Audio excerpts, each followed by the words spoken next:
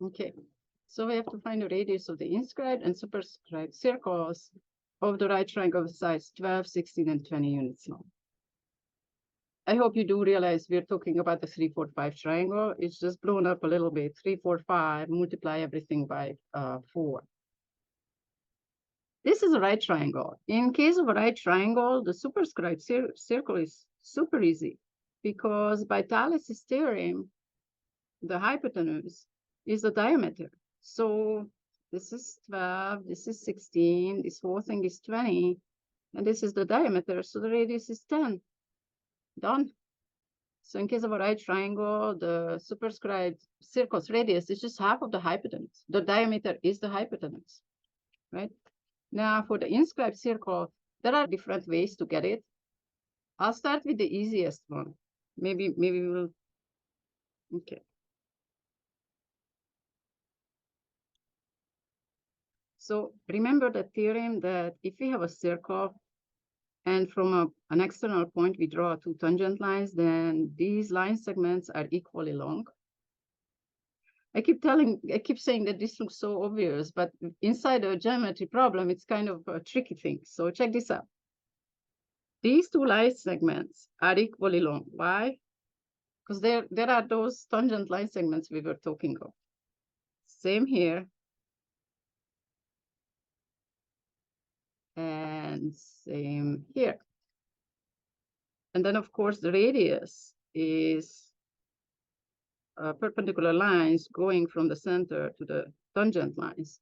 And then this is a right angle because the triangle is the right triangle.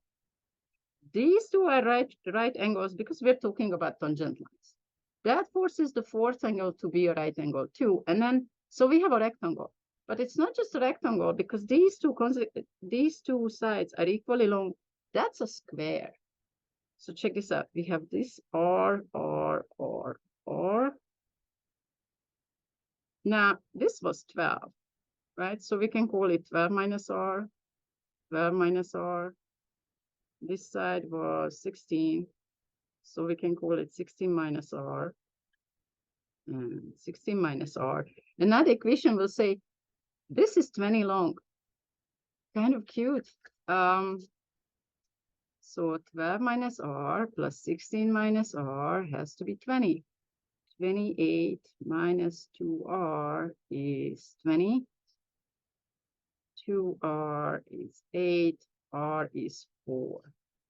Let's see. I always like to see if it's reasonable. So this would be 4. That leaves this 8. This would be 4. That would leave this 12. And then 8 and 12. The numbers are reasonable. All right, that's one way.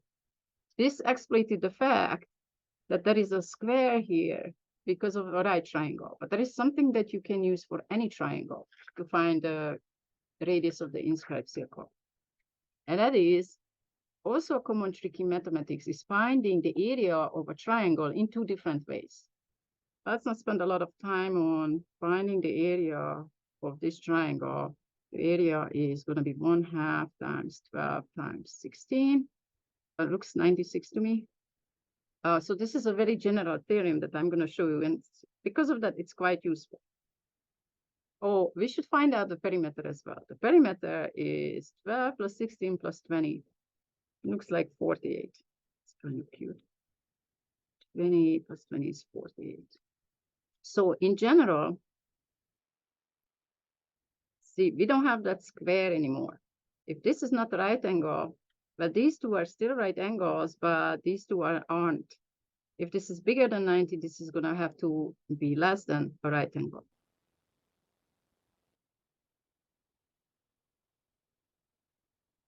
Now, what is the area of the green triangle? The area of the green triangle, well, 1/2 base times height is 1/2 times R times C, where R, the radius of the inscribed circle, plays the role of the height with the side that is C. Now, the area of the red triangle is 1/2 R times A, where again, A is the base, and then little r is the height.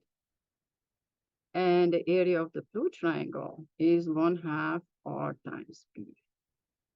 So the area should be 96, computing it with our usual way, but it should also be 1/2 r times c plus 1/2 r times a plus 1/2 r times b. Factor out 1/2 r, and then what we get inside is a plus b plus c. Also goes by the perimeter. So before we solve this problem, let's just notice the following here. The area, which can be computed in many, many ways, also can be computed as 1/2 times the radius of the inscribed circle times the perimeter. And so if you solve for r, and this is true for any triangle, if you solve for r, we get that r is 2 times a over p. This is a very nice little formula that you can derive for yourself in about 5 seconds. And this means that if you know the area and the perimeter of a triangle, you can find the radius of the inscribed circle. And about the inscribed circle, there's not that many formulas out there. That's the first one I go to. The superscribed circle, lots of connections, lots of formulas and theorems. But this one is kind of skinny, so it's easier to think of this. It's not that much out there about this. So 96 is 1/2 times r times the perimeter, which was 48. So r is 96 over 24, which we hope is 4, because we already found this radius to be 4 previously. You can do this. This method works for any triangle as long as you have access to the area and the perimeter. Thank you for watching.